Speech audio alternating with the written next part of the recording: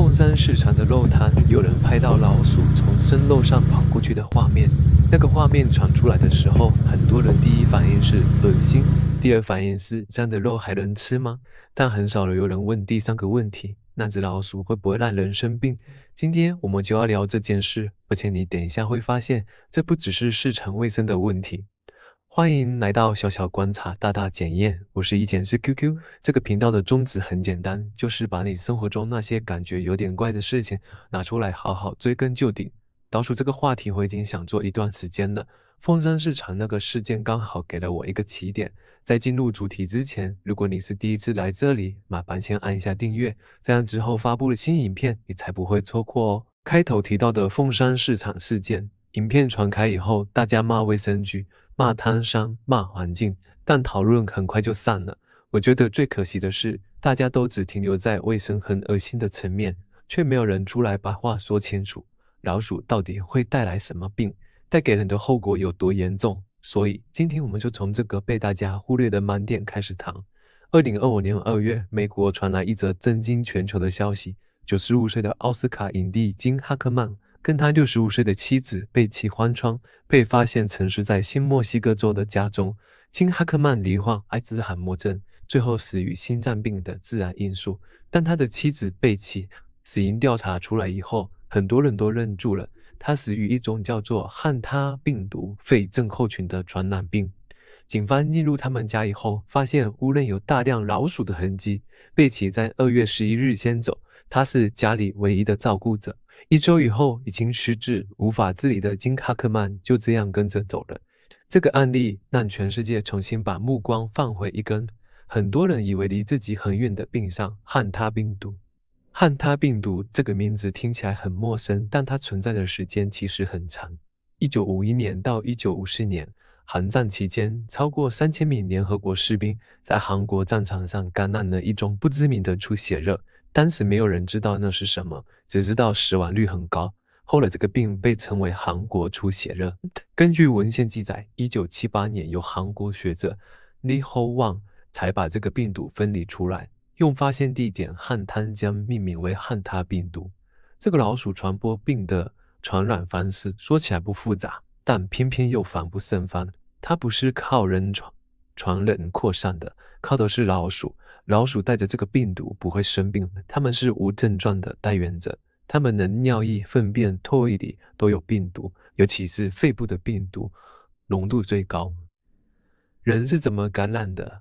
不是被老鼠咬到才算，虽然被咬也会，但更常见的是你在田里或仓库附近工作，踩过有鼠粪的地面，扬起的粉尘就这样吸进去了。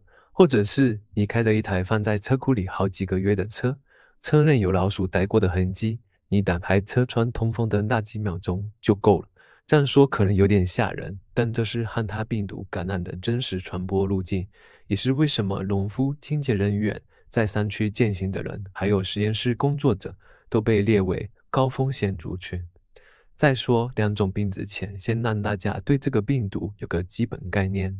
汉他病毒不是一种病毒，它是一个大家族。依照台湾疾管署的资料，目前至少分出50种，分布在世界各地，各自有自己固定的啮齿类宿主。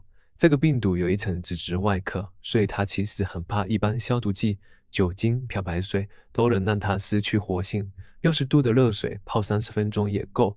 从这个角度看，它不算难杀死。真正麻烦的是它在环境里不知不觉就进了你的肺，那你根本没机会用消毒剂。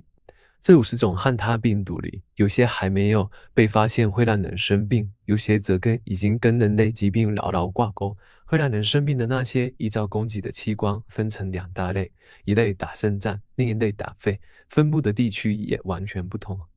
说打肾脏的这一块，主要在欧洲跟亚洲流行，统称汉他病毒出血热病肾症候群。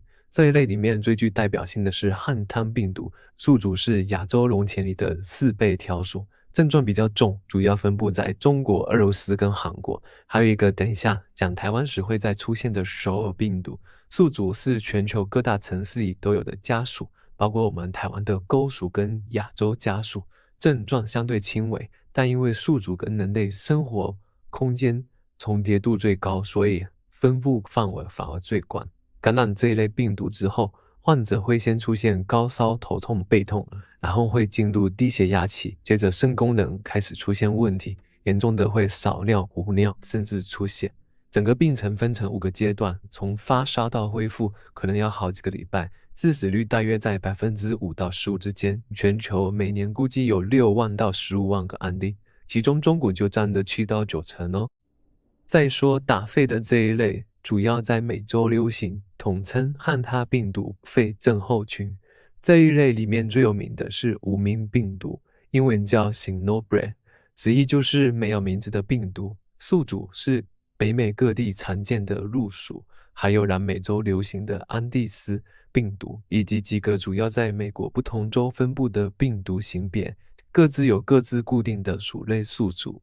这一类的初期症状和感冒很像，发烧、疲倦、肌肉酸痛，特别是大腿、臀部、背部这些大肌群特别痛。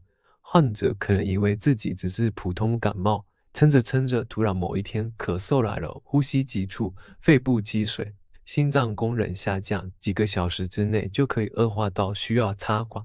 汉他病毒肺症候群的致死率最高可能达50%，是一种非常凶猛的急性呼吸道疾病。它在1993年才被发现，地点是美国西南部的4角落地区。一群原本完全健康的年轻原住民突然死亡，美国疾管署紧急介入调查，才把这个病毒分离出来。记住这个分法，等一下讲到台湾情况时，你就不会再听到首尔病毒这4个字时愣住，心里想说：等等，我们不是在讲汉他吗？怎么变成首尔了？那台湾的情况怎么样？台湾属于旧大陆，主要面对的是汉他病毒、出血热、并肾症候群类型，但这不代表可以放松。根据台湾疾管署的调查，台湾境内目前至少有8种动物确认是汉他病毒的宿主，这8种包括是钩属、甲州家属、鬼属、黄胸属、加西属、小环腹属、赤背条属，还有一种你可能没有想到的臭渠，也就是我们说的钱属。它不是老鼠，但也是汉他病毒的宿主。其中钩属、加西属、亚洲家属还有臭渠这几种是最常跟人类共享生活空间的。你家附近的水沟、厨房角落、夜市后巷都是他们的地盘。台湾境内主要流通的病毒型别是首尔病毒，就是刚才介绍过的那个跟都市家属关系最密切的型别。台湾的田野调查显示，属之的汉他病毒阳性率因地区和属种而有明显差异，农业地带和靠近仓库合体的环境尤其需要注意。人类的血清调查也显示，部分从事农业的居民体内存在汉他病毒的抗体，代表他们曾经感染过，只是当时可能症状轻微，没有特别察觉。台湾每年都有汉他病毒症候群的通报案例，加上初期症状非常像一般感冒或流感，很容易被忽略，这才是最危险的地方。那感染之后，医师要怎么确认你到底是不是汉他病毒？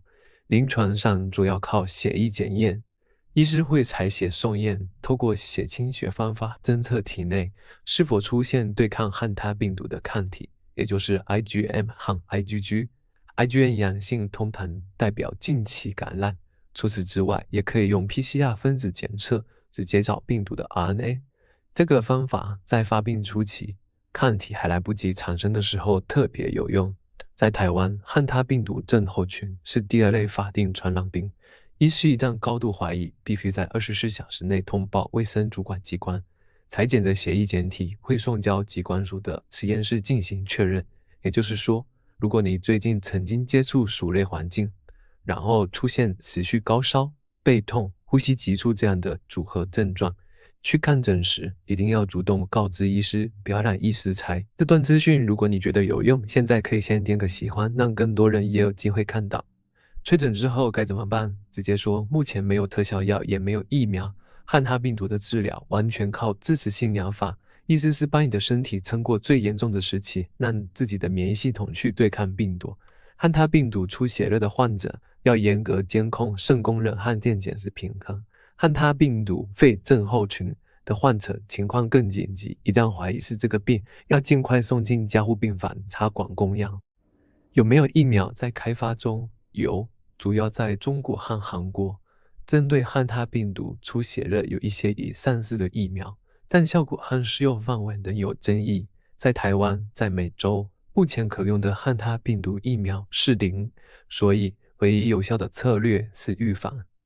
预防这件事，疾管署有一句口号说得很精准：不让鼠来，不让鼠住，不让鼠吃。进来的问题，很多人都低估了。老鼠能通过的缝隙，只要比1元硬币大一点点就够了，大概6毫米。所以，房子外墙、地板、管线周边，只要有这样的孔洞，全部都要封起来。要用金属或水泥，不能用木板，老鼠会直接咬穿。住的问题就是清理杂物、杂物堆、纸箱、草丛，这些都是老鼠眼中的豪宅。没有藏身的地方，它们自然不会想留下来。吃的问题，很多人败在细节上，厨余隔夜没盖，宠物饲料开袋放着，垃圾桶没有盖子，这些对老鼠来说都是免费的自助餐。食物收好，厨房保持干净，就是在断它们的粮。我发现家里有鼠粪或鼠尸，处理方式和大多数人的直觉完全相反。不能用扫帚扫，不能用吸尘器。这2个动作都会让病毒粉尘飞扬到空气里。正确的做法是先把门窗全部打开，通风30分钟，让空气的粉尘浓度先降下来，再戴口罩、橡胶手套进去，用漂白水1:9稀释后泼在污染物上，静置5分钟，再用抛弃式纸巾由外往内擦拭，装进垃圾袋密封丢弃，手套洗过再脱。最后再用肥皂彻底吸收。这个逻辑不只适用在家里，任何久没人进去的密闭空间里都是一样。老家、仓库、山区公寮、露营地附近有鼠迹的帐篷，先开窗通风，再进去。代价是30分钟，换来的是真实的保护。说到这里，差不多要进入尾声了。如果你今天从这支影片带走一件事，我希望是这个：汉他病毒不是电影里才有的东西。它就在我们的生活环境里，藏在那些不起眼的老鼠身上，藏在我们觉得扫一下就好的地板灰尘里。凤山市场的画面之所以让我觉得值得认真讨论，不是因为要恐慌，而是因为认识它，才有机会保护自己。如果你觉得今天的内容对你有帮助，麻烦帮我点个喜欢，转发给你觉得需要知道这件事的家人朋友。最后，我想有一个问题给大家思考：我们认真防疫，认真除鼠，认真搞清楚老鼠会带来什么病，但现在有越来越多人养宠物鼠。如果那只宠物鼠是从正规管道买来的，有经过完整的检疫，那当然相对放心。但如果不是正规管道呢？那只坐在你手掌上的小毛球，它的体内有没有可能带着某种我们自己以为离自己很远的病毒？这个问题也给大家想一想，我们下次见。